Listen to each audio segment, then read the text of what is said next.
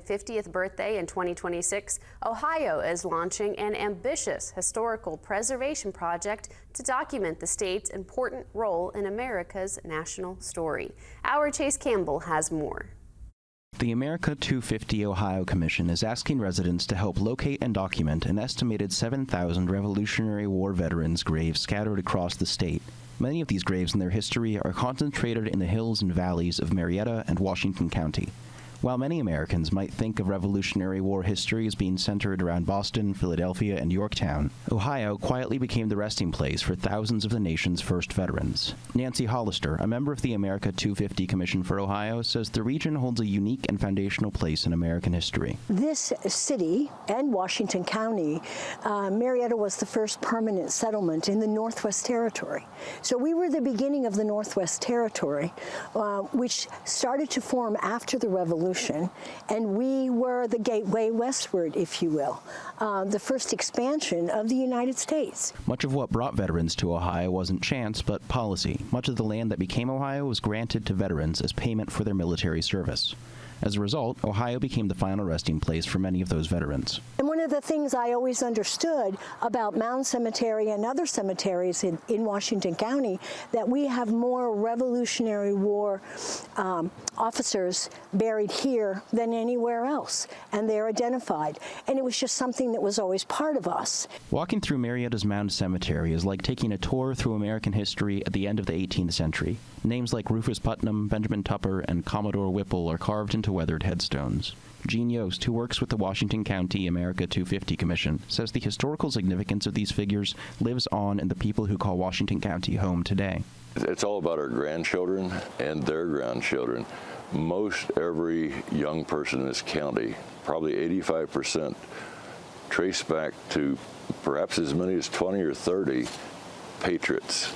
And when I say patriot, these were men and women, such as Mary Bird Lake, who was the matron at Fishkill and another Army hospital.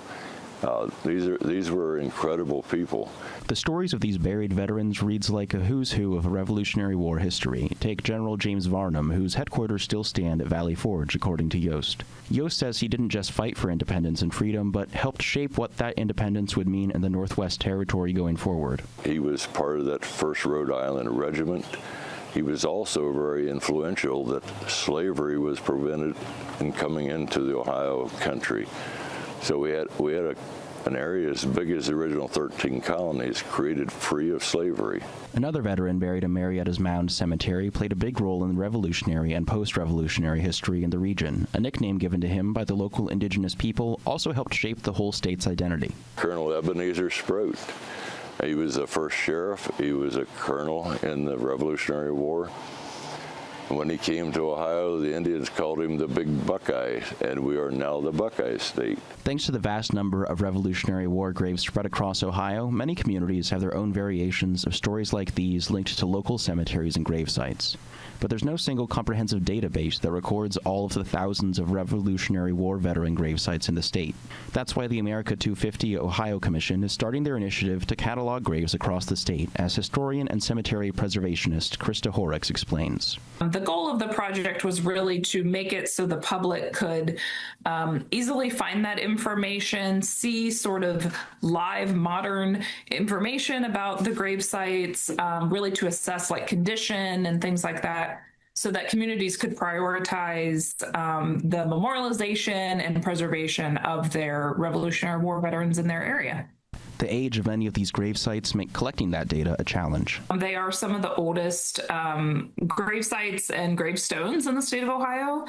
And it's surprisingly very easy for gravestones and grave sites to be lost over time. That's why they're asking members of the public to contribute their knowledge of their own local history and grave sites to the larger database. We're doing both a grave site survey to actually document the grave sites of Revolutionary War veterans, and then we're also doing a cemetery survey to allow people that are in cemeteries documenting those grave sites to do and record a little bit of extra information for us, so we can have more information on the cemetery as a whole and help us improve our locational data around those cemeteries. People across the state can help this effort by using the Survey 123 app on their smartphones to contribute their own data. More information about how to use the app and contribute to the project can be found at ohiohistory.org/RevWarGraves. A key goal is to establish a robust public record of these graves by July 2026, the 250th anniversary of the signing of the Declaration of Independence. In Marietta, Chase Campbell, WTAP News. A new food pantry opened in Parkersburg. It's